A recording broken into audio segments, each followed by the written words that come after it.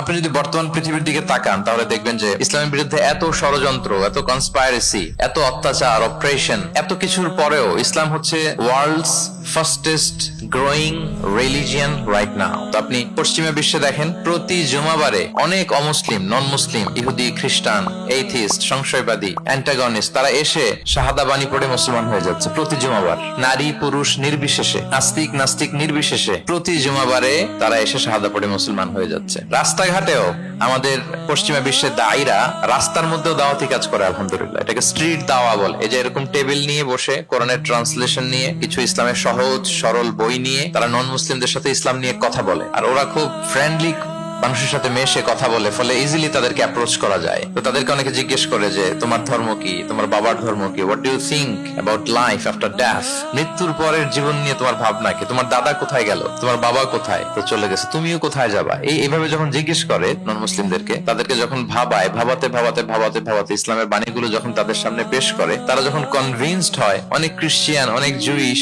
অনেক নন মুসলিম ওই রাস্তার ওই দাওয়া কাজের মধ্যে, স্ট্রিট দাওয়াতেই ওইখানেই ঘোষণা দেয় আশহাদু আল্লা ইলাহা ইল্লাল্লাহ ওয়া আশহাদু আন্না মুহাম্মাদান আবদুহু ওয়া রাসূলুহু। রাস্তায় আধা ঘন্টা দাওয়া কাজের মধ্যেই ওরা কনভিন্সড হয়ে মুসলমান হয়ে যায়। গোটা বিশ্বব্যাপী এভাবে ইসলামকে আল্লাহ তাআলা ছড়িয়ে দিচ্ছেন। কেউ এর অগ্রগতিকে থামায় রাখতে পারবে না, অসম্ভব।